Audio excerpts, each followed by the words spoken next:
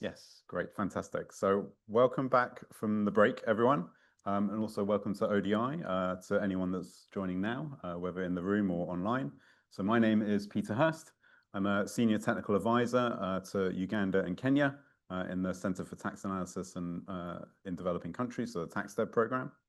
So in this session here, we're going to go beyond the UK, as we spoke about in the last session, looking at tax expenditures around the world, and particularly in developing countries, and the role that they play in financing development. So what we're going to do is we're going to start from with a presentation on lessons from the Tax Dev program by Hazel Granger, Senior Research Fellow at ODI, and then we'll follow that with a discussion with a new panel of experts. So I'm going to invite Hazel to the stage for her presentation. Thank you very much, Peter, and hello everyone. It's great to have a chance to speak to you all today about some of the work we've been doing with our partner countries in Africa. So what I want to do is just very briefly tell you about the Tax Dev program, what that is, and then talk a bit about what is the role of tax expenditures in lower income countries and some of the challenges that they have in managing those. And then also to provide a bit of encouragement, I'm going to focus on 3 key achievements that we've seen in the countries that we work in, and maybe draw a few lessons and comparisons there, because I think some of the things that are coming up that we're seeing here are actually very similar to some of the challenges we've been talking about this morning already, that we've seen in the UK. So for those of you who are not familiar with the Tax Dev program or the Center for Tax Analysis in Developing Countries, it was started in 2016. It's a collaboration between ODI Global and the Institute for Fiscal Studies based in the UK. And it's a bit different to other tax technical assistance programs because we focus on tax policy rather than tax administration, and specifically on strengthening the use of evidence in tax policy making. And we do that primarily through long-term collaborative partnerships with now 6 countries in Africa. And that's based on kind of embedded advisory work that we do with the Ministries of Finance, the tax policy units there. And that sits alongside a program of cutting-edge policy-orientated collaborative research, which informs policy analysis.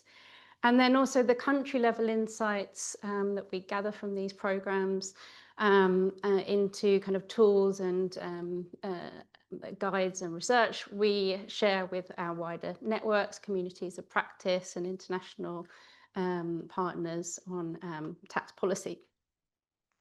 So why are we focusing on tax expenditures? Why do lower income countries use tax expenditures? There's a number of There's a number of reasons why low-income countries use tax expenditures. One of them is actually equity. There are actually not many cases where there are strong kind of social safety nets in lower-income countries, unfortunately. And one of the ways that is kind of simpler for governments to protect people on lower incomes is to provide tax relief. Another reason that they might use tax expenditures is actually sometimes administrative reasons. If there are weaknesses or constraints on the capacity of tax administration to operate some of the aspects of the tax system, like I think VAT refunds is a really good example, which is a common problem across a lot of countries. It can be easier to actually exempt certain businesses or types of activity. And then a main reason that a lot of people cite for using tax incentives is around attracting investment and the idea of sort of trying to use these for structural transformation or diversification of the economy by incentivizing the use of activities that have positive spillovers or that can attract foreign direct investment to help with growth of particular sectors or geographic areas. But what are some of the problems with that? Well, the evidence on whether those things are actually effective for for attracting investment is very mixed at best. We've seen from survey evidence of investors, I'm sure a lot of you are familiar with this, but the motivations of investors are often not swayed that much by tax incentives compared to other factors that affect their bottom line when it comes to investment decisions. And then that obviously then has a revenue risk, because obviously providing tax incentives means that you're sort of foregoing some revenue, and that means then the governments have less resources to invest in public infrastructure and public service delivery. So what's the response to this challenge?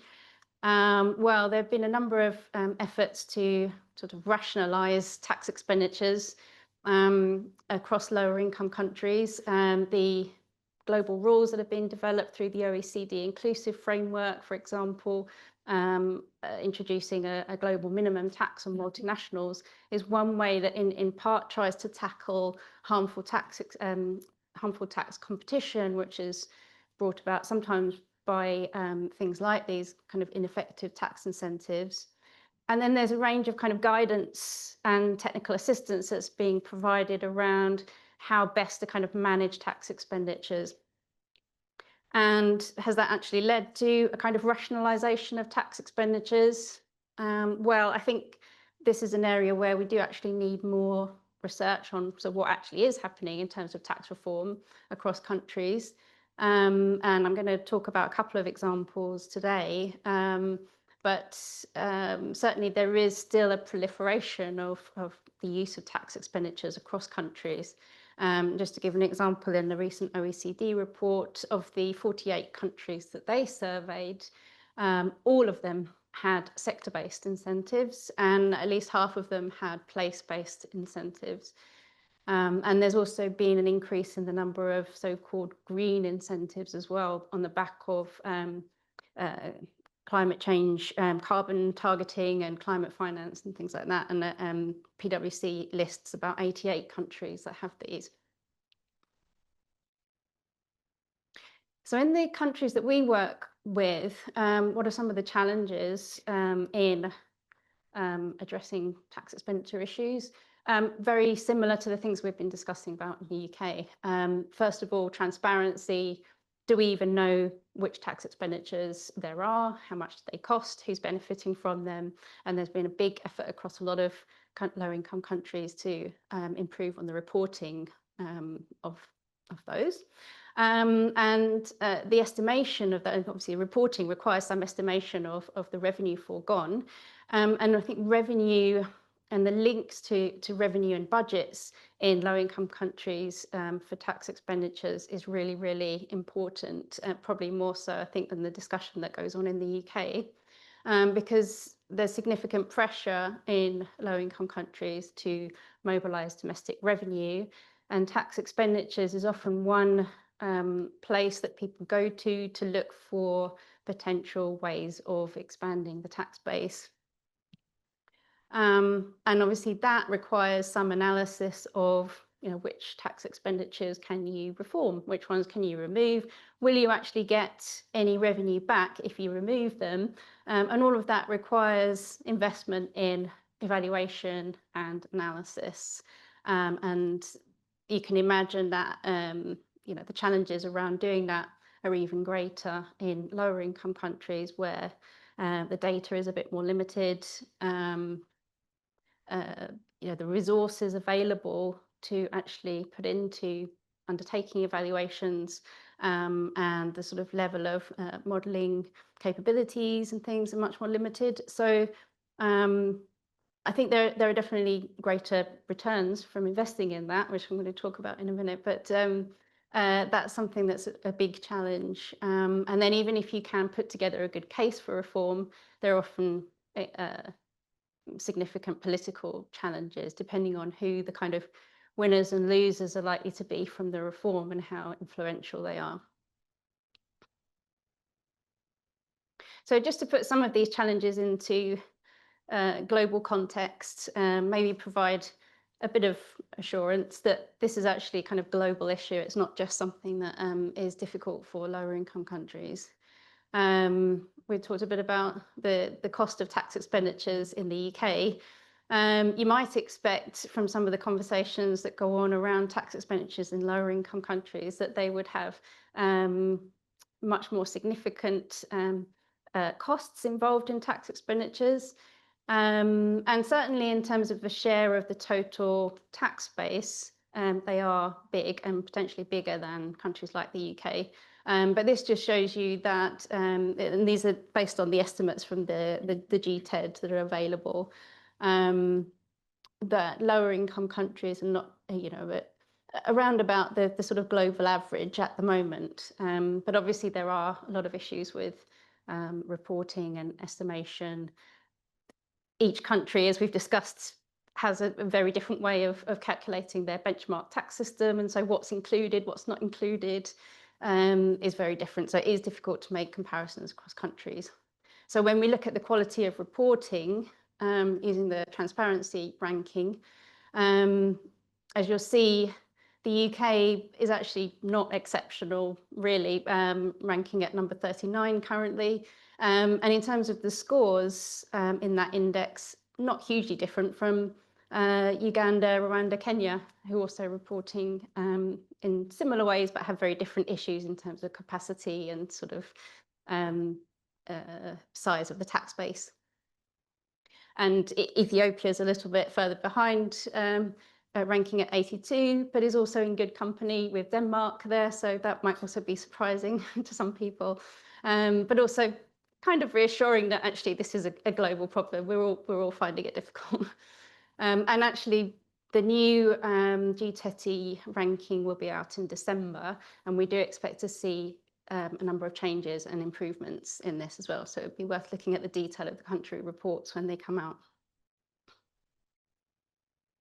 So I just want to spend a little bit of time talking about 3 examples of achievements that we've seen from the hard work that's been put in from our country partners in the Ministries of Finance and the revenue authorities around tax expenditures, hopefully to provide a bit of encouragement and spark a bit of debate in the discussions. So the first one I'm going to talk about is the tax expenditure reporting process in Uganda.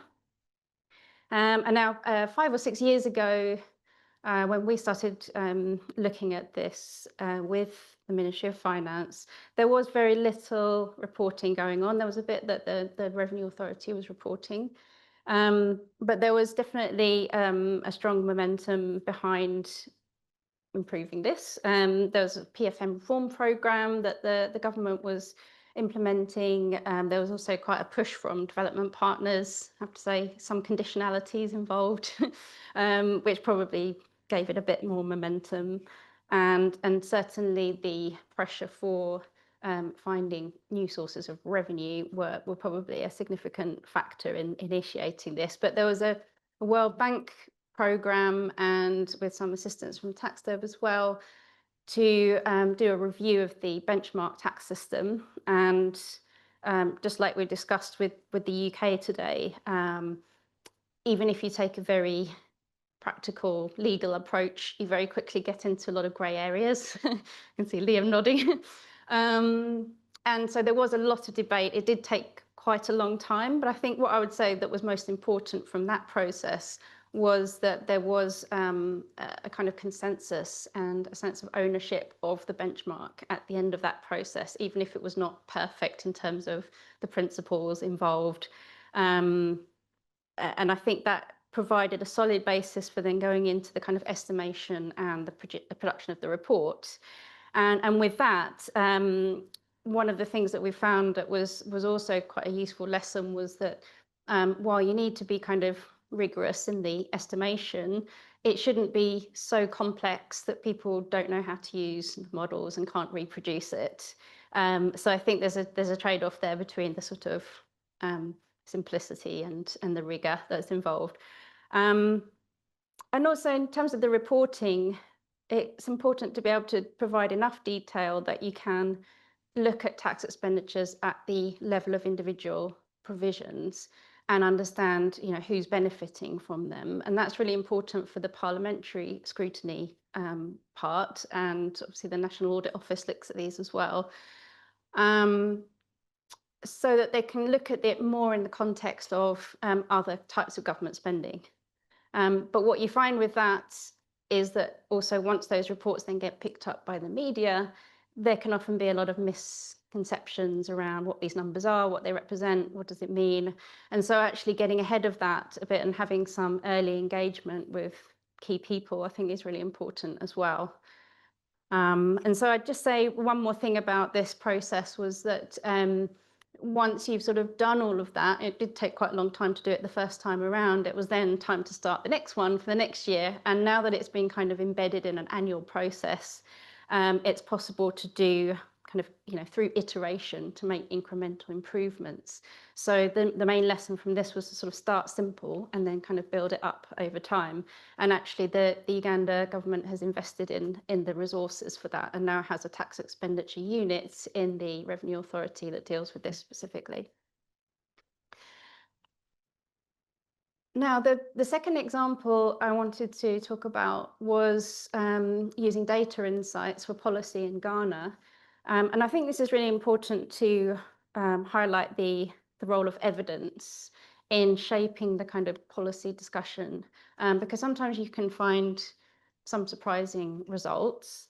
And I think we've got an example here, which if you can read this chart, basically shows the incidence of taxation in Ghana as a share of household consumption by income deciles. And you can see that the cost or the incidence of the tax on the richest income groups is actually higher, which suggests that the Ghana tax system overall is actually progressive.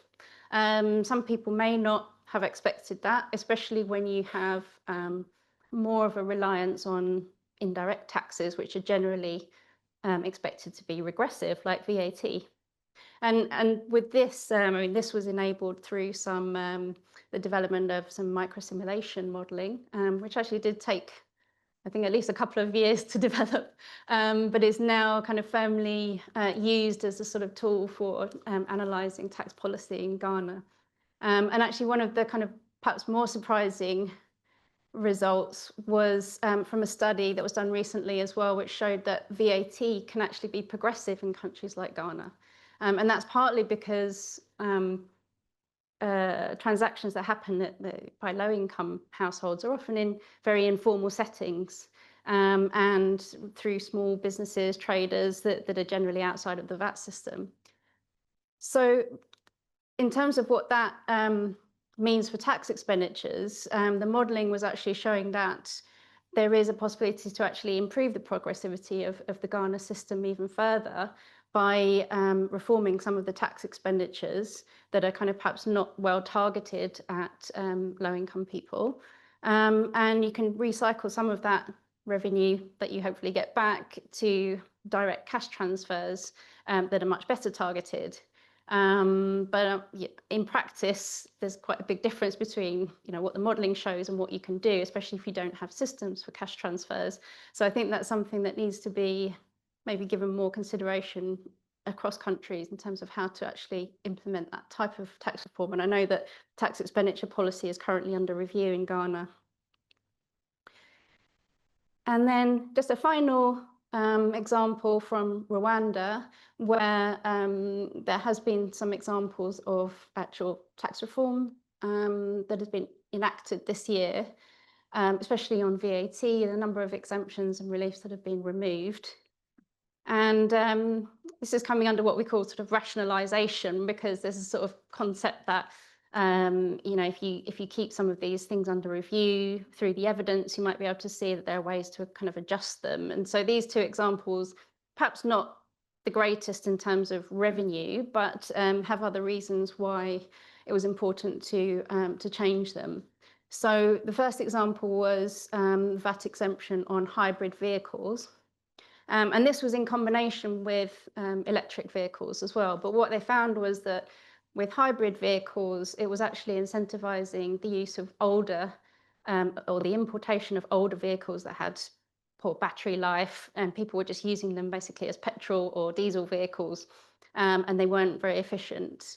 And also, in combination with that, the majority of people who are benefiting from this exemption were in the upper quintile of the income distribution. And so removing this exemption was progressive. It also had an environmental benefit and was revenue positive. And then the second example was a VAT exemption on mobile phones. And the reason for having that primarily was to encourage mobile phone penetration and use.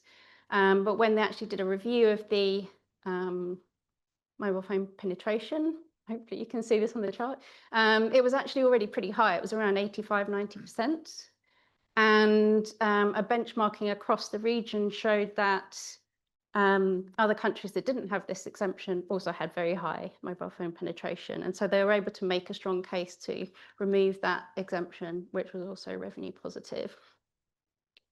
And actually in Rwanda, there are a number of other VAT exemptions that they've been able to adjust, which are actually potentially more politically challenging, like VAT on fuel and financial services, for example. But actually, because these are kind of more significant in terms of revenue, that was one way of kind of overcoming some of the political challenges, and they've been able to introduce that. So very quickly, just to sum up, a few points to note from this experience. Discussions around tax expenditures, and particularly reform of tax expenditures, can be very political. And I think we do need more understanding and strategies to help kind of navigate that. But there is an important role for evidence in informing that and shaping perceptions, maybe tackling some misperceptions. And that involves investing in analysis and evaluation. And as we heard from the example in the UK this morning, sometimes you can save millions of dollars, billions of pounds in the UK's case. So it's a good investment. And I would definitely argue for more investment in kind of data, tools, skills, analytical capabilities.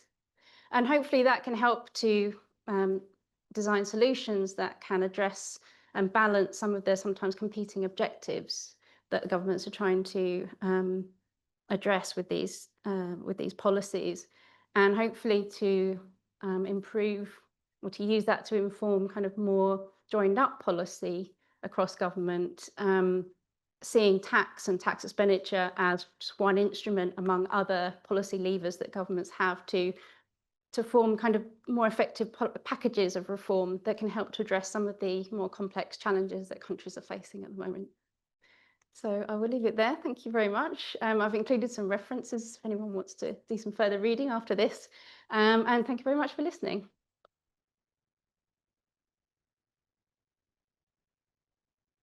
Thank you, Hazel. You can sit back down now. So that concludes our presentation bit of the session. So we're now going to move on to the panel discussion. So I'd like to invite our four panelists up. So Sheila, Lucy, Alistair, and Chris, please come to the stage. Yeah, do you want to go there? You go there, yeah. Chris, do you want to go there? Sheila, do you want to? Yeah, that's great.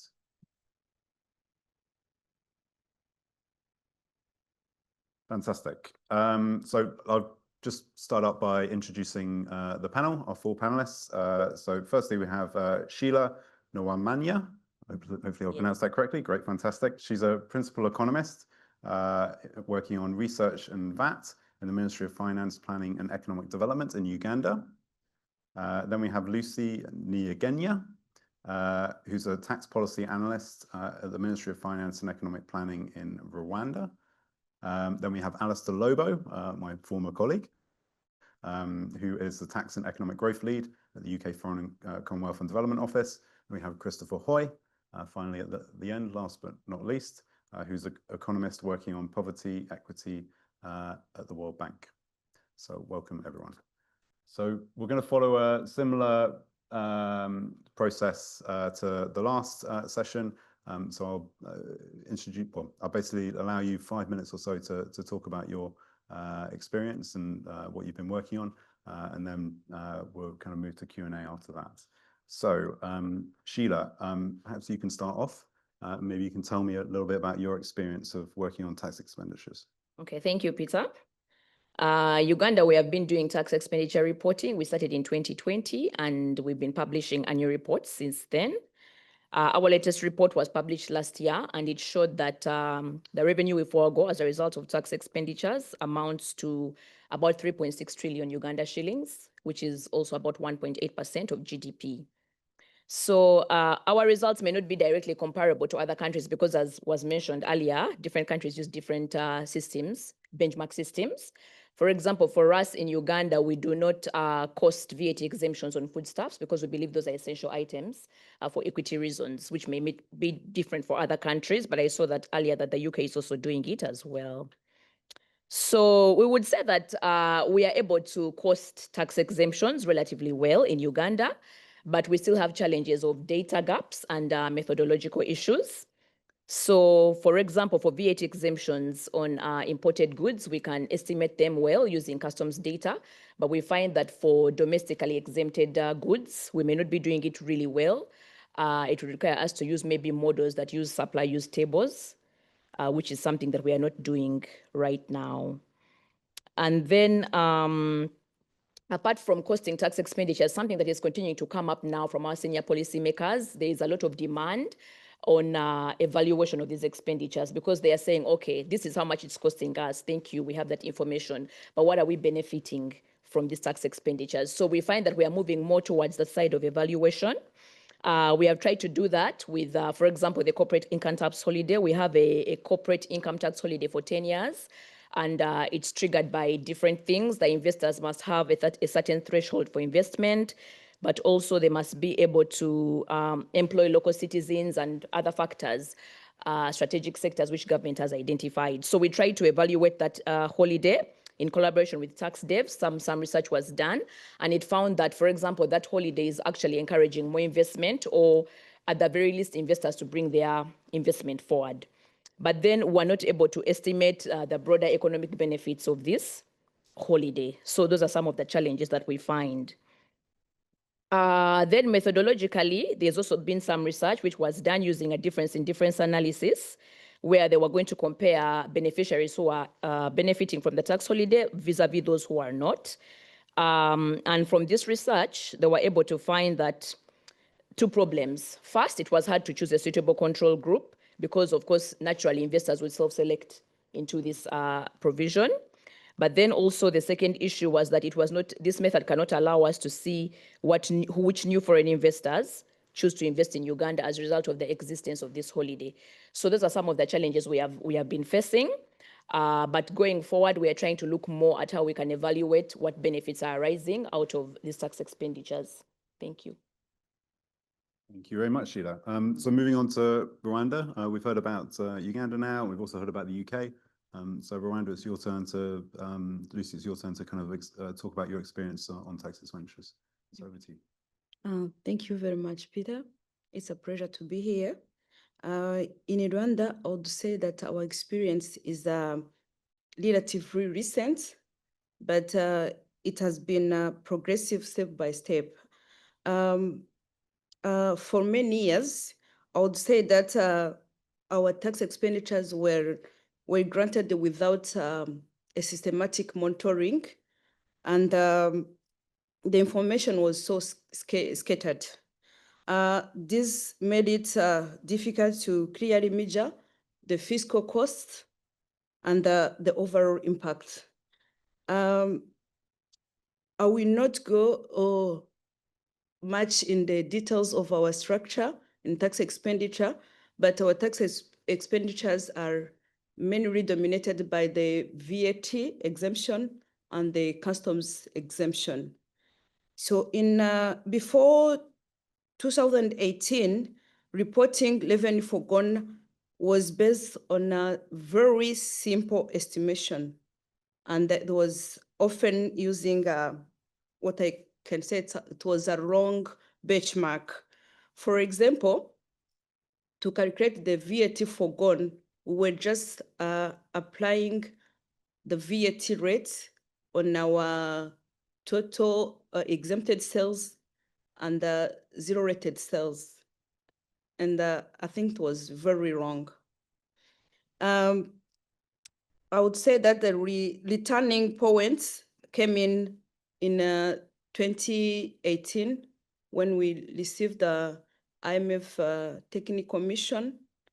And by that time, they started to support us in developing the tax expenditure models on VAT and CIT. And mostly our VAT model was derived from the Canadian approach, because it was built by a Canadian expert. So since then, in 2019, with the support of ODI and tax dev, we started to publish our tax expenditure reports on annual basis. And we've been seeing a very good progress. So we expanded our scope. We have been able to improve our modeling approaches, and we continue to respect the publication basis on air. I would say that what we have learned, as was mentioned in the previous, even the previous panel, we've learned that managing tax expenditure require both technical capacity, but also political commitment. On the technical side, we continue to invest in developing the skills of our team, of course, in the tax expenditure modeling for a better estimates, and as well as in the collecting the data and improving on the side of the accuracy, and also continue to build the partnership with the international organization. So in terms of capacity building, I can give you an example of what we normally do. Every year, before starting the process, the exercise of tax expenditure reporting, the tax dev help us to organize a kind of a workshop in which we train the team. We have a collaboration of institutional collaboration between Minister of Finance, Rwanda Revenue Authority, and we are also including other agencies like the Rwanda Development Agency, as well as the Ministry of Trade. So a training is conducted every year to continue building the skills of the team. Of course, I would say that our journey is still wrong, because according to the GTT index, we are still ranking 46%. So we still need to develop and to improve our reporting. And we strongly believe in peer-to-peer learning. That's why we always participate in the regional workshop where different countries in the region used to share their experience, and we learn from them. We even used to host some tour visits from other countries which comes to learn from us, and we also go to them to learn from them. So on the political side, I would say that we are trying to strengthen the awareness to increase the awareness of our tax expenditure, especially to the high level authorities, for them to understand that tax expenditure are not free policies. They are very important as the direct spending. So from that, as Hazel shared in her presentation, from that we've been receiving some influences, because she mentioned that in the recent tax policy reforms, we had some phase out of a big measure of our tax expenditure contributors, and we have even introduced some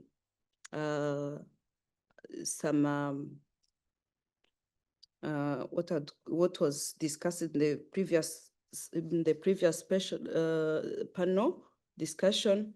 We've started some sunset clauses. So I would say that we are still improving, and we really appreciate the partnership that we are getting from ODI and TaxDev. Thank you. Thank you very much. So moving on to Alistair. Alistair, I know you've worked on this issue for a number of years, in fact. And I was wondering if you could explain a little bit why FCDO thinks tax expenditures is particularly important and what you're doing to support countries in their endeavours. Yes, thank you. Pleasure to be here, and nice to see friendly faces in the room, and I'm sure online too. I think some of my answers is going to repeat a lot of what's already been said, but I'll emphasize a few points. So in terms of why we think this is important at the FCDO, I think it's a couple of things. So one is the feedback that we've got from colleagues in country and our counterparts in country offices. I think when you were in the team, Peter, in about 2018, we did an exercise going out to our country offices to talk to them about what the key issues were in the tax space. And literally what you just said, Lucy, came up time and time again, which is tax expenditure is a huge issue. It's massively technical and it's massively political. So it's really difficult to tackle. And this was repeated over and over again. At the FCDO, forever, we've wanted to work in partnership with partner countries. And I think in recent years, that narrative has become even stronger. And I think just listening to that feedback over and over again is kind of a key reason why we prioritize this and think it's a key issue for us to spend time and resource on. That was then backed up by the evidence story, right? So August talked about this earlier in terms of the numbers. If you look at 20% of tax revenue in low-income countries or lower-income countries, that's obviously a big chunk. But that's clearly an issue everywhere globally, right? So why are we focusing on this in our partner countries? Some of those reasons, I think, were on the nature of those tax expenditures, sort of the composition, how that differs sometimes between higher income countries and lower income countries, and maybe a focus more on profit-based incentives sometimes. And we've seen those kind of redundancy ratios where actually we're not getting investment into these countries as a result because companies are looking for different things. And then you look at sort of just the types, that individual versus corporate taxation issues. And overall, I think sometimes the opacity in terms of where these numbers are coming from, like you look at those 20% numbers, but obviously there are transparency issues there. And so underreporting is very likely. So a really strong case, I think, for spending our time and resource in this area. And in terms of what we've been doing, so tackling, I guess, both that technical and political. In terms of the technical, I won't repeat some of what Hazel said, but I think the TaxDev program is one of our flagship programs, and that work, seeing that progress over time in Uganda, Rwanda, Ethiopia, Ghana. I mean, again, what you just said about the fact that Rwanda's now transitioned to providing peer support to other countries is incredible, because you know that's what countries want to hear about, right? Like other countries where we can learn and share experiences from. So I think that's incredible. Some of the more advocacy level things we've been doing. So the platform for collaboration on tax, that's a grouping between the World Bank, International Monetary Fund, the United Nations and the OECD. Obviously big voices in terms of fiscal issues and tax being one of them. And they brought out a report in 2015, which was on tax expenditures or tax incentives specifically. And we, as the UK, alongside other development partners, have pushed for the platform for collaboration on tax to continue to prioritize that as an issue, to bring that sort of joined up view from those four organizations into publications and working closely together so they can advise partner countries on it. And I think as part of that push, they will now continue to prioritize this as an issue. They've brought out a principles toolkit this year and will continue to have a work stream, which I think will be important going forward. Then we also worked through the Addis Tax Initiative. So August talked a bit about the workshops, and I think colleagues did too. So the regional workshops that the ATI did in East Africa, West Africa, and Asia to bring, I think really significantly, to bring ministries of finance, revenue authorities, and also parliamentarians together. But we had that question before about who's important to this conversation, which groups do we need to bring on board? Well, broadening out past just the Ministry of Finance to revenue authorities, to parliamentarians, to think about supreme audit institutions, to think about other civil society, and kind of get everyone talking about this issue, understanding the scale of it and the complexities. I think the ATI with CEP and IDOS have done an incredible job, and now we have this global community of practice which has brought sustainability to that and will enable that continued sharing of experiences going forward, I think is really important. And then going forward, we want to keep working on this, right? So again, mentioned earlier was the new Coalition on Tax Expenditure Reform, which may have an acronym now. Working on it. And again, that will bring the technical expertise of organizations like ODI Global, the International Centre for Taxation and Development, the International Institute for Sustainable Development, CEP, Council of Economic Policies, and the German Institute for Sustainability to continue to have a decade of focused action on this issue, because the numbers are stark. It's incredibly technical, but also political. And we think we can add some value in the space just by bringing it to the attention through the resources we have, be it our ambassadors abroad or our colleagues working on the more technical side, and just to continue working on this issue, because in a space where finances are tight globally, there is obviously money to be gained here and some eradication where these policies are not always doing what they should in terms of bringing in money. Thank you. Fantastic. As it's really great to hear kind of the broad range of work that you're doing on this, and it's really kind of a global initiative, it feels. So Chris, moving on to you, last but not least, as I said, so you work for the World Bank. I don't know if you could talk a little bit about the World Bank perspective on this, but also I understand that you've been doing some research on the impact of VAT expenditures on poverty. So maybe you can talk a little bit about that as well. Yeah, great. No, thank you very much for having me here. And yeah, it's great to be able to sort of talk about some of the work that we're going to be releasing actually in the coming months. So maybe I'll focus on VAT exemptions, and I'll sort of focus on some of the key work that we sort of show there. But maybe it's worth just sort of taking a step back and thinking about like why VAT exemptions. And it's like, well, it turns out that actually the most common type of tax expenditure across low and middle income countries tends to actually be VAT exemption. So it's obviously a big fish, right? So then it's like, how to think about how countries can transition away from that sort of, I guess, suboptimal use, I guess, of government resources. And there's two big questions, and one's around sort of equity and the other one's around efficiency. And so I'm going to mainly just talk about some of our work on the equity side. And really, I realized that I'm just going to echo pretty much everything Hazel was just saying just before, right? So what we've done when on the equity topic was to look at, okay, if tax expenditures, but specifically VAT exemptions, are justified on the basis of supporting poorer households, like how credible is that, right? So we did micro simulations across 20 different countries where we looked at what if you repurposed that foregone revenue towards other policies, right? And we wanted to be really conservative. So we said, look, let's just imagine you repurposed VAT exemptions other than those on food. So keep VAT exemptions on food. So keep all VAT exemptions on food, but other types of VAT exemptions. And let's just imagine you repurposed half of them, right? So in other words, this is pretty low bar, right? And we're like, what if you redirected that towards other types of policies? And what we show is that if you actually were to sort of redirect that money to actually the cash transfer programs that exist in a lot of countries, what you would actually find across the 20 countries on average was that would actually have 5 times as large an impact on reducing poverty than what VAT exemptions do. But, you know, maybe that's a little bit sort of optimistic, right? You know, like, so maybe countries wouldn't want to further spend more money on, you know, say a cash transfer program. So we say, look, okay, maybe you want to just spend it on a non-cash program, like say school feeding programs or something like this, which is maybe more politically palatable or something. If you were to do that, on average across countries, you would actually reduce poverty still around 3.5 times as much as what you would with VAT exemptions. And let's just say, okay, so we say, okay, look, let's just say maybe you don't want to make it targeted. Maybe you want to do something that benefits all households, right, equally.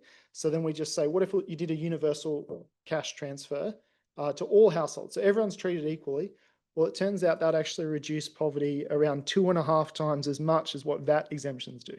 So I guess we come to a really strong conclusion on equity, which is like you cannot justify VAT exemptions on the grounds of that being a good policy for reducing poverty. Right? So that's a key sort of conclusion that comes out. Just quickly on the efficiency side, like a key question is like, to what extent, say, if you were to, with VAT exemptions, to what extent do shops actually pass that through, right, to consumers, for consumers to benefit, right? And then if you actually were to sort of remove VAT exemptions, so in other words, add VAT exemptions back on, sort of would that lower price, would that increase prices proportionally? And there's been remarkably little work on this in low income country settings. If you look, all the evidence in high income countries suggests that actually there is this real issue of pass through. So an example is a study by my colleague Dario, which shows that when governments cut VAT, so introduce VAT exemptions, that actually means that shops don't pass that much through, right, to consumers. But then when they reintroduce VAT, then the shops actually increase prices beyond what they should have for the VAT, right? So they sort of double dip both directions, right? But we actually don't know enough about what's happening in lower income countries. So we actually have a study in the field right now, and I'll just can't help myself. I'll do a plug, which is we're actually collecting expert views on what people think, right? Including all of you, you're experts in the room, in terms of what you think would be the actual pass-through of VAT exemptions in a lower income country context. So stay tuned, we'll have results, but also stay tuned, complete that survey. Yeah. Great. Fantastic, Chris. Yeah, I think it's interesting what you're saying about ministries of finance reaching for tax exemptions first, when maybe a more efficient thing to do would actually be to do a transfer. And I think it was maybe 10 years ago or so, I went to a conference on tax incentives, and someone described tax incentives as a junk food of the tax game. You know, they're very attractive. They're they're delicious, but they're probably quite unhealthy, or at least fiscally. But yeah, I don't know if you could just talk a little bit about, because you're obviously engaged in evaluation, and that's really, really important. We talked a little bit about that in the last session, and how much you're willing to, or countries are willing to invest in evaluation. But are you finding in the countries that you work with that they are investing in evaluation, and what maybe the barriers to doing that? Yes, I think there's a growing recognition of the fact that, and I mean, it's evident today in the discussions, right? It's clear, look at the great work that's being done, right? In Uganda, in Rwanda, right? Like, I think there's a growing recognition that this is an area in which more evaluation and more data analysis sort of is required. And like, I'm not speaking on behalf of the World Bank, but just like say among my World Bank colleagues and myself, like we've been working with countries, right, on this topic. I think the appetite for reform seems to be growing, because generally the fiscal environment is very tight, and it's hard to see how this is going to improve. And I think, as you mentioned, Alistair, like this is an area where potentially you can actually find more financing for better spending, right? And so as a result, actually now's a great time to be talking about this. And maybe, who knows, maybe I'm being too optimistic, but maybe the next 5 years are like the 5 years in which sort of tax expenditure reform becomes more and more a realistic proposition in many countries around the world. Great, fantastic. So I'm just going to move along back along the line towards me before going to Q&A. So Alistair, just a second, come back. I understand that obviously UK priorities are changing, certainly on development, and obviously your title is Tax and Economic Growth Lead, and I guess that's really good signaling for how tax relates to economic growth. I don't know if you could just explain that relationship a little bit, and maybe how tax exemptions can contribute, or working on tax exemption issues can contribute to that economic growth goal. Sure. So I think there's probably academic experts in the room that will be able to explain this in far more robust technical terms, but very simply, why we think about this in terms of expenditures being important to growth, I think. So it's twofold, right? The direct impacts and then the indirect impacts. So directly speaking, often these expenditures can complicate the system that we're in. And that can cause revenue issues, but it can also cause fairness issues. And just in terms of simplicity, if you try to eradicate some of those most useless or suboptimal tax expenditures, you will get to a better place. So, for example, from a policy perspective, from an administration perspective, businesses are looking for simpler, more predictable tax systems, and they're more likely to operate in those. So you can think from just that very basic direct setting that if you sort some of those more suboptimal tax expenditures, you'll be in a better place in terms of businesses working your own economy. You can take that further into the more indirect impacts, right? So let's say you sort some of those more suboptimal tax expenditures through that process we talked through.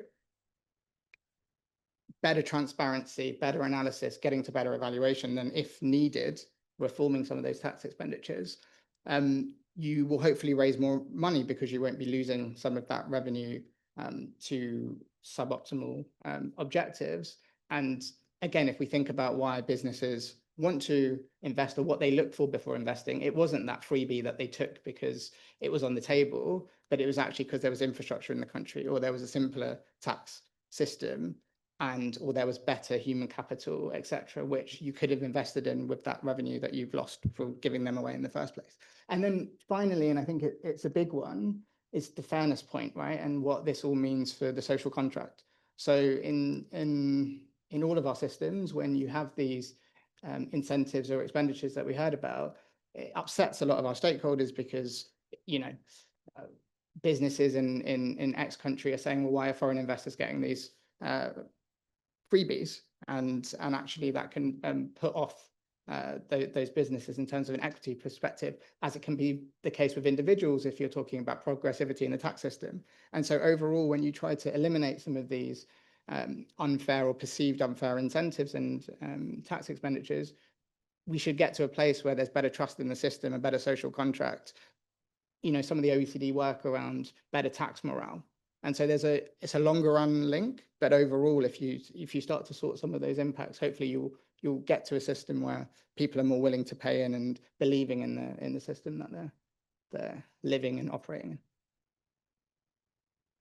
Okay, thank you very much. So Lucy, if I could ask you a little bit about your reporting, because we've spoken a lot about benchmarking, we've spoken about tax expenditure reports, and I know that's something that the TaxEd program has invested a lot of time in both Rwanda and Uganda as well. So maybe you could just talk a bit more, go into a bit more depth about the process you went through there, how it helped the Ministry of Finance, rationalize what it was that they were spending on tax exemptions, and maybe some of the challenges that you faced doing that reporting. Yeah. Thank you so much. As it was mentioned in the previous presentation made by Hazo, since when we started to report on tax expenditure, we've been having many improvements and even good impact, if I may say, because in the recent tax reform that we had, we managed to start reducing our tax expenditure because we've seen that it's a good way to expand our tax base. And we even saw that some tax expenditure were somehow not enough efficient. So through the analysis that we've been conducting, we saw that some tax incentives, they are being abused by some beneficiaries. So I think it's a good reason that we had, and on some of the tax incentives, we decided to phase out them, and we are really getting a good results in terms of generating more revenues. So as an example of the key challenges that we've been facing since we started this journey of the tax expenditure management, the key issue that we have is the data availability. So to have good estimates, we always need different data from different agencies, like the National Statistics publication, because in our model, for example, for VAT, we need some data from our supply and use table. And when you look to that, sometimes we don't have much details, especially on the commodities. So we are still struggling with data availability. And even on the side of revenue administration, we still facing the issue of classification in business sectors. So there's somehow misclassification in our taxpayers, and we are trying to solve those kind of issues. Yeah. Okay, thank you very much. And I guess data's an interesting question and something I'd like to ask you, Sheila, because one of the comments that struck me from the last session was one that David made about lack of data availability here in the UK. And it sounds like that's something that Uganda in particular and Rwanda and other tax dev countries have really invested in. Certainly when I've been working on Uganda, data availability seems to be there. It's just a case of our economic advisor going to the right room, going to the right office, and be able to pull that data down. I don't know if you could just talk a little bit about the investments you made in data, but also capacity more generally. Thank you. As I mentioned, data is actually a challenge that we face, but because of this annual tax expenditure reporting, you find that it increases the appetite, because you see that when there are data gaps, you're like, okay, so we need to improve on this kind of data to improve our reporting. So government has invested in the eHub at Uganda Revenue Authority, and they are really trying to improve their capacity to produce more data on the different tax heads. And also capacity building for staff on how to analyze and make use of this data has been ongoing. Yeah, thank you. Great, thank you very much. So we're now going to move to Q&A. So it's the opportunity for the audience to ask the panel some questions. So I'm going to first actually, so I have had a question from Dan from the Ministry of Finance in Ghana. So maybe you want to kind of put your hand up, but then also I think there's a roving mic. So please do kind of put your hand up and ask your question. But Dan first. Okay, thank you, and thank you for the invitation also. Well, the question I had was relating to the first discussion was on the level of how the tax expenditure, reports or analysis is used to inform tax gap analysis. How does it feed into tax gap analysis? Is it looked at as the expenditure was just, and it's the general question, not just to the panel over here, how, especially on the UK side, whether it was being looked at. The other thing that when we're talking about benchmarking was that what happens to double taxation or treaty rates? Because sometimes treaty rates are different from the normal thing. Does that also contribute to tax expenditure? So those are two questions which I wanted to ask. But if I can take a half minute and add something. Now, there's what I call the myth of tax expenditures. One is assumed that if I take up a tax expenditure, it translates into revenue. But it's not always the case. It doesn't happen. It's not a linear item. It's not linear because there are some people who take advantage of the expenditures because they are there. Without it, they won't bother. They won't even buy the product. And the other thing is that for the tax VAT, especially VAT exemptions, never a VAT exemption means that it is out of scope of VAT. Really, what I'll have an income tax equivalent or customs equivalent of tax exemptions is actually the VAT relief, which there's a rate on it, which you are taking off. One, you've taken out of scope, and it means that the person doesn't even get input VAT on it. So the cost in that sticks. So I think in doing these analysis, these are some of the things that we should also be looking out for so that we don't create a mismatch in terms of what we want to do. Thank you. Okay, we've got a couple of questions there. Do the panel want to address them first, and then maybe we can go back for a couple more from the floor?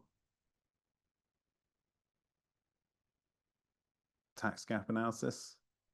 Lucy, Sheila, Chris? But maybe I'll just make a comment on the VAT exemptions. Yep. So I think it's a good point, which is there's not a linear relationship between a sort of VAT exemptions and then sort of the revenue which the government collects. And it's partly because of the fact that sort of retailers, wholesalers, they're acting as sort of intermediaries, right, in the chain. And that's why we actually need more evidence and data and analysis, I think, on this in terms of how much gets passed through, right? So how much do consumers actually receive lower prices as a result of VAT exemptions? But then also the other way around, we need to know how do prices change when VAT is added back on, right? And I think that's an area where we need sort of more analysis done. So I think that's like an open question, particularly in a I guess a lower income context. One of the reasons is because access to price data is quite challenging, but I guess maybe I'll just highlight that most governments already collect detailed price data that goes into their consumer price index, right? It's so that national statistics offices actually already have a lot of this data, but they're not actually being analyzed and fully utilized. So they have micro level, this is how these goods have changed over time, and it's possible to do further analysis. And that's definitely what's happening. I know I can think of like 8 countries that already, like some of my colleagues are working on with partners to access the CPI data from the NSOs to look at these questions around pass-through. Fantastic. Alistair? Maybe just one thought on Dan's question about the myth and that mismatch. So I remember being in Accra in 2018, and your point, I think, is right about businesses sometimes just taking the freebie that's on the table. And obviously, it's the case that when we talk about revenue foregone, it doesn't just translate into revenue for the exchequer. I think it's important that you mention that, and taking it a step further, I think you're right that we should think about it in our evaluation and assessment and so on. Some of the work that TaxDev have done on communication, I think, is super important, right? So we talk about tax expenditures being a political issue, and sometimes I think one of the reasons governments are hesitant to really tackle this is because how do you communicate it well to the public? So once you open this can of worms, and I think it was in one of the TaxDev countries where when the work started, and in the press you had this mismatch of where tax expenditures was used synonymously with tax incentives, which was used synonymously with exemptions. And once you start to befuddle all these words, you can get a headline, which is the government is throwing away all of this money. And that's clearly not the case, given that myth. So I think some of the work that TaxDev have been thinking about and can do more on in the future, and we can work towards this, is the communication stuff.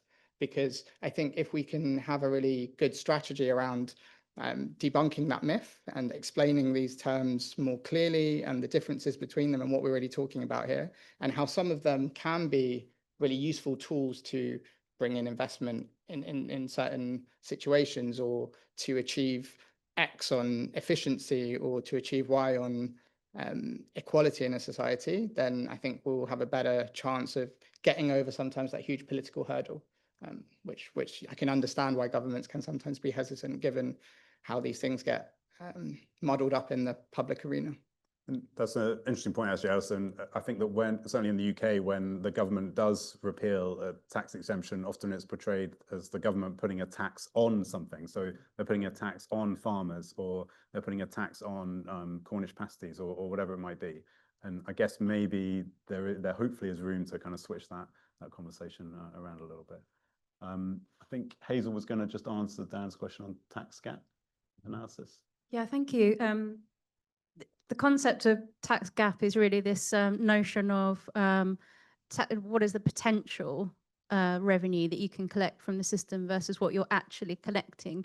And the gap is usually broken down into kind of two types. So you can think about compliance gap and policy gap. And on the compliance side, you're talking about what's the difference between what's in the tax law that you should be collecting from the tax base, and then what is actually being collected from taxpayers. And so if there's non-compliance or evasion, you're measuring that gap there. And then in the policy gap, you're really talking about what are the sort of gaps in the tax base that are actually defined in the law, regardless of whether you're actually managing to collect it or not in principle. So actually the policy gap is really essentially the same as what we're talking about here in terms of tax expenditures. So the tax relief that you provide in the law then become your kind of policy gap. And so if you have better reporting on tax expenditures, it will give you insights into this policy gap, but it won't necessarily tell you anything about the compliance gap. And often when studies have been done on these tax gaps, you find that actually the compliance gap is potentially more substantial even than the policy gap. But the two are kind of interlinked, because the more complex your tax expenditures or tax reliefs, you often find that they're open to abuse, and then that can lead to compliance gaps as well. So there's an interconnection between them.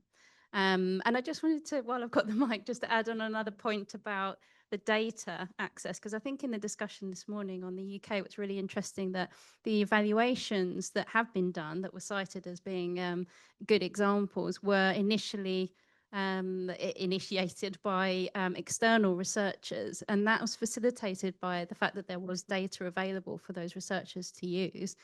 And that is something that is a real challenge in a lot of lower income countries, but is something that is being invested in. An example is in Uganda, in the tax data labs that has been developed, which is a collaboration with UNU Wider, and there's now there's one in South Africa and there's one in Zambia that's being introduced as well. And I really think this is something that should be much more widespread, but it does provide a kind of a good source of data that is anonymized, it's available for external researchers, and then if anyone can come and kind of use that and access that, then there's more likely to be kind of this possibility to do evaluations that then the government can take up, especially if they don't have resources themselves to do that analysis. Okay, fantastic. Questions from the floor? Should we have one over there and then over there? Can we do two? All right, thank you. My question is to Alistair. I think it's about whether it's possible for ODI Global and Tax Dev team to have a harmonized framework and methodology for tax expenditure, especially for the country they are supporting, so that we can have a seamless or a near seamless process of doing tax expenditure. So I say this because it's been difficult. What we do, I know Nigeria has not really done much in terms of tax expenditure. We're just starting. We had a little start in 2021, which had a kind of break. But what I see is ECOWAS have a directive on tax expenditure, similar to what I'm trying to propose, if it's possible. So it will look like a framework that every country that want to sign up to tax expenditure can follow, and it can actually help to kickstart the process, and they can find a way to premise every time they are going to be bringing in they have a standard definition, they have a standard way of treating them. So it helps the analysis, it helps what comes in, it helps how they treat each and one element that are involved in tax expenditure in a standard form. That way, it will help these countries that are signing up to tax expenditure to be able to move faster than you want to do a country-specific diagnosis, so that you can now start your tax expenditure based on your peculiar situation. It will look somehow, because at the end of the day, by the time you want to do peer review, it becomes a challenge, just like what we saw in the earlier presentation. But if we have a benchmark, if we have a uniformity in approach, in methodology, in framework, maybe it will go a long way to help. So I don't know whether ODI is doing anything in that regard. Thank you. Okay, thank you. So what's your, where are you from? What was your institutional? Nigeria. Yeah, Ministry of Finance. Ministry of Finance. Okay, and then one question here, and then we can come back to the panel. Kind of a question / comment, and again, coming from a political background, but I think the phrase tax expenditure and like mentioning where it's tax relief sometimes, I think there is a very important part of the narrative and the political buy-in to it. It's not just accidental how, like you call it, tax expenditure. I think there is some of it that's very political. So I was wondering whether there's a difference between developed countries and developing countries in whether they prefer to use the words tax relief or tax expenditure, depending on who they're trying to target with the narrative and the political buy-in. So just a thought, yeah. Okay, thank you. So, Alan, do you want to go? Okay, go on. Yeah, I feel like strong sense of deja vu in this panel. Alistair mentioned the PCT. So I was head of the International Tax Dialogue Secretariat, which just preceded it. And we talked a lot about tax expenditures. And the advice, I remember the advice from the IMF, the World Bank, the OECD was always, don't do tax holidays. Don't do tax holidays. Let me repeat myself, don't do tax holidays.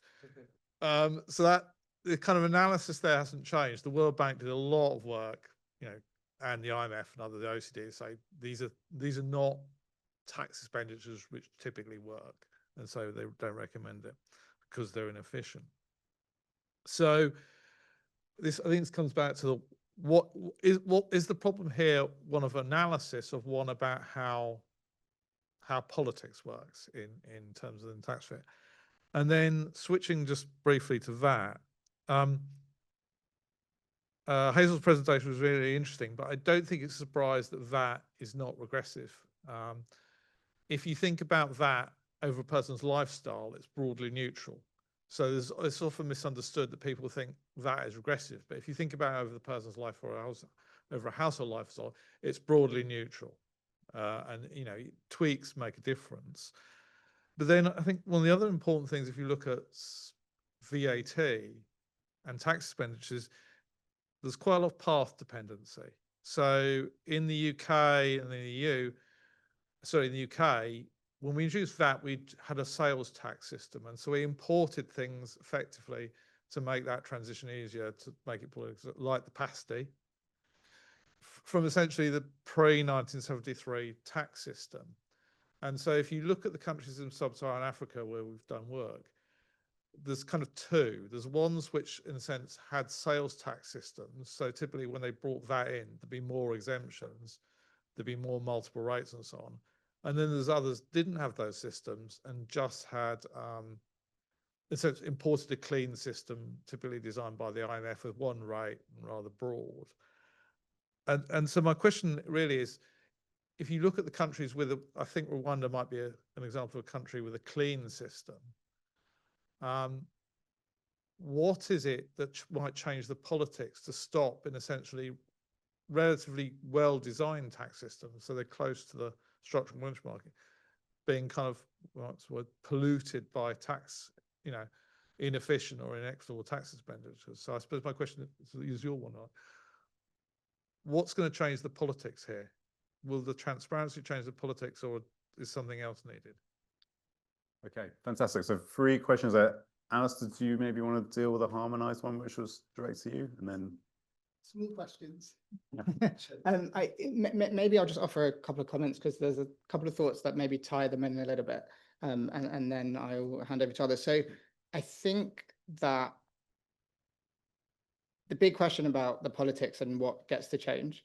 So the way we're thinking about it internally, open to challenge, is transparency is a stepping stone to reform.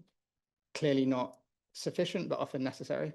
So transparency being super important, and I think that then links into communication and these questions about how you communicate, what terms you use, where are things being used politically in terms of relief versus expenditure, etc. I share your deja vu feeling. I was thinking about it walking on the way in because I think in about 2019, Hazel came to an event where we sat a bit further down Millbank and talked about tax expenditures quite a lot. And in that meeting, one of the things we were talking about was, is this the big period where we've had this consensus for so many years, now we're going to get change? And that's come up a couple of times, even within this period, right? So when we were talking about the OECD Pillar 1, Pillar 2, and we were thinking about Pillar 2 being the end of the global minimum tax, like, was that going to be the thing that pushed this into the next arena or the next level up? And I think there's a bit of a question about whether that will be the case. So I think it links then into the question, and I don't want to talk for ODI on this, but a couple of reflections on what you said about harmonization, right? So I've been lucky enough to be working with ECOWAS through the Addis Tax Initiative, so I've heard a bit about the directive, and I know at different times, like the likes of the EAC and SADC have thought about this, and I think ECOWAS have taken it further, and I think it's something potentially really important to learn from. And so I can't say too much on that specifically, but I think that progress that's happened there, I think, should be something to be looked at, right? Like, can you expand that in some way? I think it's been very difficult to get to where it has got to, but I think it's incredible that it's got to where it got to. In terms of what's going to change, what's needed, I wonder whether it's that thing of like where you have the technical in place and then you have the political moments to change things. Now, we thought Pillar 2 might be that. I think this year, the Coalition on Tax Expenditure Reform was launched at Sevilla as part of the Sevilla Platform for Action. The coalition talked about this decade on focused action on tax expenditures. And let's think about those concrete ideas, right? So today was the first time I heard of Adrian's idea of a tax expenditure budget. One of the big things that came up in that process was, can you get to a common level or understanding of tax expenditure transparency that everyone can look at? I think there's in one of the GTETI appendices, there's a really good note which sets out, here are some key things that everyone could quite simply aim at in terms of objectives, beneficiaries, costs, what are the basics that we could get to in terms of transparency? And I think, maybe the moment is the fact that we're all under a fiscal squeeze. We're looking for money anywhere. And when you've exhausted your public spending and you can't do any more austerity, where do you look? And I think the numbers here are huge. So, could that be the moment for change? Don't know, but it's a good question. Yeah. Interesting. I remember I was at Treasury in 2009, where obviously global financial crisis, and I think they went after the tax havens basically, and that was the impetus for doing that work. So maybe the moment here is tax exemptions. Who knows? So Sheila, have you got any preference in terms of kind of using tax relief or tax exemptions? I mean, have you just like wholesale taken on the nomenclature of how we describe things, or do you have like a culture of doing it yourself? I think she actually asked something interesting because like in political terms, when you say tax incentive, they're like, oh, that's good. It brings in investment. It's a good thing. Yeah. So, but we have taken tax expenditure, but we go ahead to break it down that this is, it's a tax relief, a rebate, anything that will be revenue foregone. So we go ahead to explain it further because it is important that they must know what happens as a result of it being a tax expenditure. Yeah.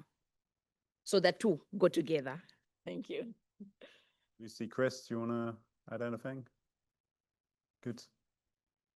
No, that's okay. Okay. So I think I need to give online questions a chance, but if we have time, I'll come back to you guys here. Okay. Yeah, I will read it right off. So it's from Uela, and it's about linking this with the previous panel discussion. I was just wondering if the government either the Ministry of Finance or the Revenue Authority or both, is involved in the definition of the benchmark tax structure? And wouldn't that lead to a situation where many different types of concessions are being treated as either a part of the benchmark or end up reporting, and therefore end up reporting low levels of TEs? Okay, interesting question. I guess we should ask the members of the government on the panel that one. I mean, presumably you guys set the benchmarks, don't you? But can you describe a little bit about the process for doing that? Is it your ministers which do that? Is it an official-led thing?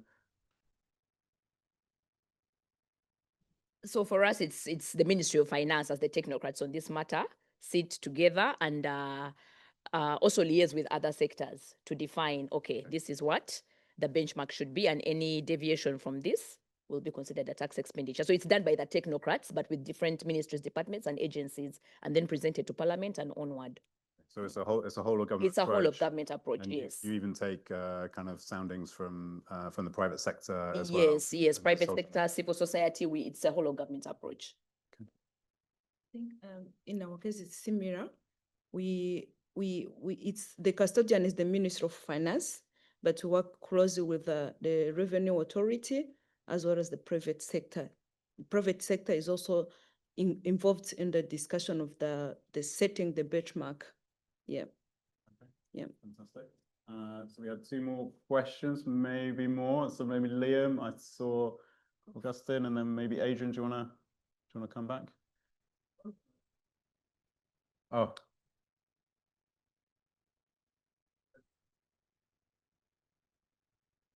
So would anyone like to address that? So it's double taxation treaties.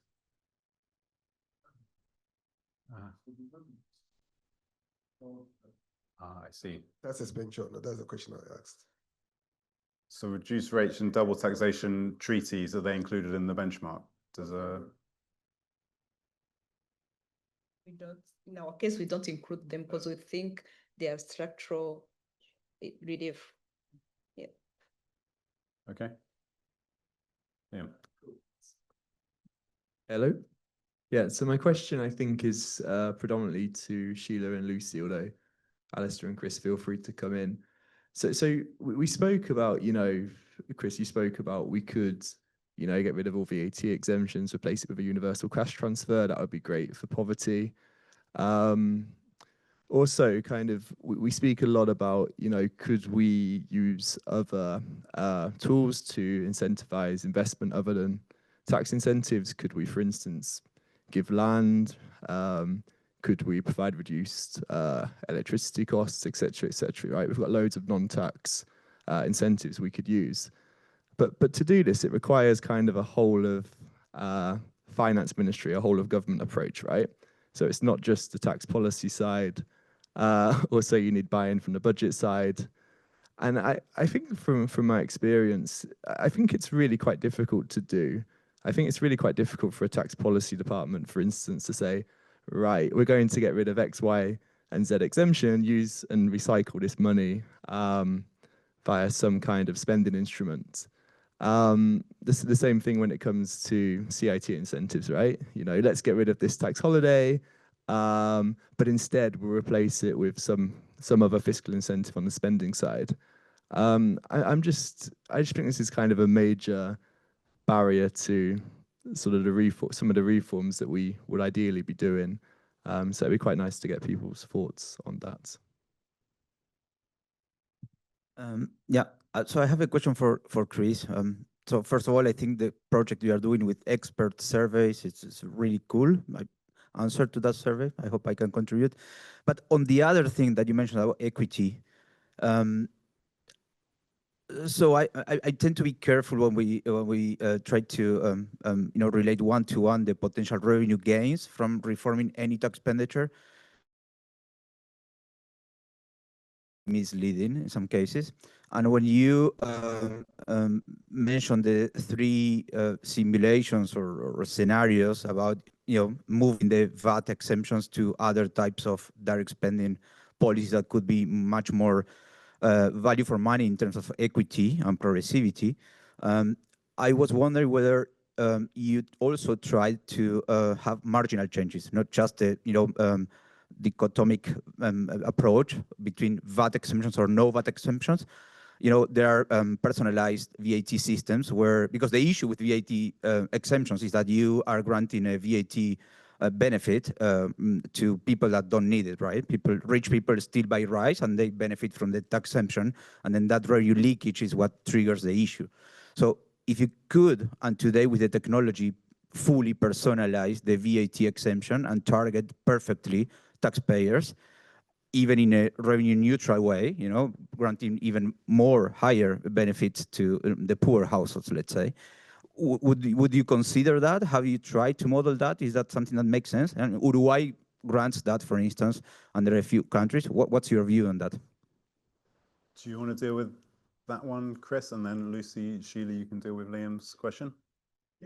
Great. No, well, thanks for doing the expert survey. On that particular point there, I agree. The micro simulations are something which are meant to be an illustrative exercise, right, of just how much revenue is foregone, right, and equating it one for one is not necessarily ideal. But I guess the point is that the most common argument you get for why VAT exemptions are so important is because they benefit poorer households. And the thing is that if that's what the government was primarily interested in achieving, you wouldn't do it through VAT exemptions. But personalized VAT does actually provide a really interesting option.